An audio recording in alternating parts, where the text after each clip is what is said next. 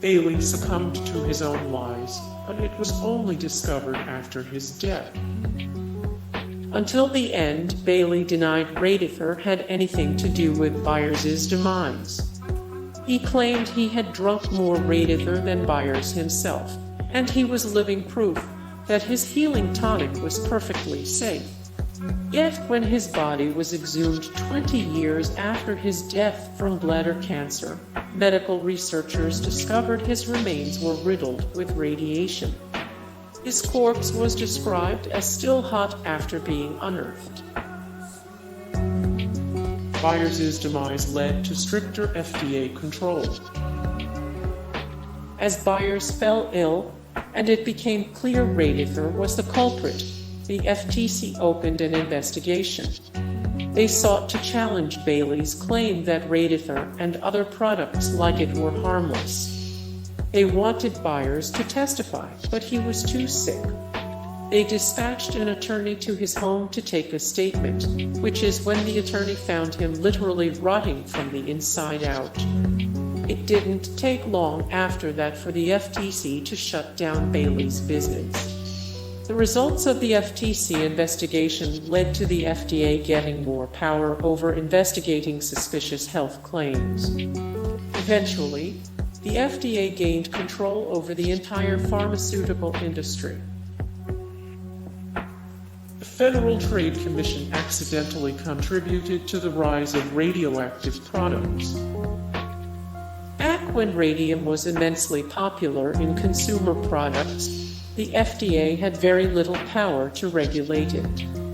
Not falling under food or drugs, it was out of their jurisdiction. There was one department, however, that had control over radium, the Federal Trade Commission. Their job was to stand against false advertising claims. This meant that the FTC worked very hard to make sure that all the products on the market actually contained radium. Their strict regulation ensured that all the products people were buying were genuinely radioactive. Byers had enough radium in his body to kill 3 men. Byers had enough radium in his body to kill 3 men. Byers deteriorated rapidly and painfully, but he kept drinking Radithor.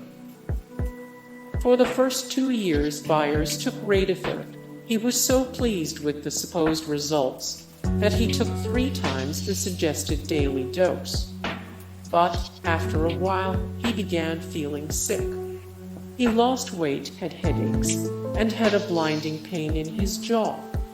He had been diagnosed with inflamed sinuses, but once his teeth began to fall out and his jaw began to crumble, Byers knew something was terribly wrong. Byers' X-ray was sent to a radiologist, who confirmed that Byers' fate was inevitable. He had the same lesions on his jaw as the Radium Girls. Sadly, Byers was so indoctrinated to rely on Radithor that he kept drinking it, hoping it would help him feel better when he began feeling sick.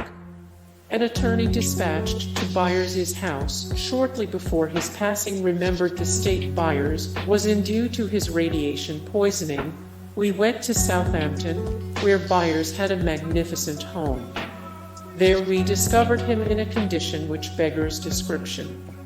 Young in years and mentally alert, he could hardly speak. His head was swathed in bandages. He had undergone 2 successful jaw operations, and his whole upper jaw, excepting 2 front teeth, and most of his lower jaw had been removed. All the remaining bone tissue of his body was slowly disintegrating, and holes were actually forming in his skull. The idea to drink radioactive water as an elixir came from the restorative powers of hot springs. The idea to drink radioactive water as an elixir came from the restorative powers of hot springs. Byers' story probably got so much attention because he was a handsome, upper-class man. Eben Byers was the son of a well-known entrepreneur, and he was the chairman of his father's steel company. He attended Yale, golfed, raced horses, and was popular with women. He was the perfect candidate for a tragic, newsworthy story made even more fascinating and terrifying because he perished after drinking what was touted as a health tonic, completely available to the public. Everything about Byers' story differs from the devastating story of the Radium Girls. The tragedy of the Radium Girls, female factory employees who became painfully sick and perished of radium poisoning, was well covered by the media, but was less compelling to the government than the story of Byers, a socialite in the public eye. It wasn't until Byers told the Federal Trade Commission about Radithor, while on his deathbed, that radium was removed from the federally approved list of medicines. Byers' horrific death ended the American public's romance with radium-infused products. Byers' horrific death ended the American public's romance with radium-infused products.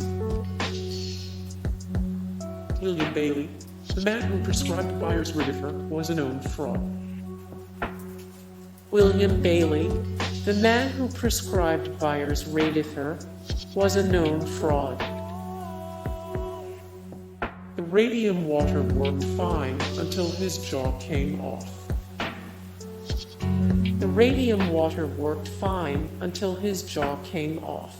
Hey guys, thank you so much for the support and likes and comments down below, and also thank you so much for watching, and I look forward to see you in the next video. Then take care, bye.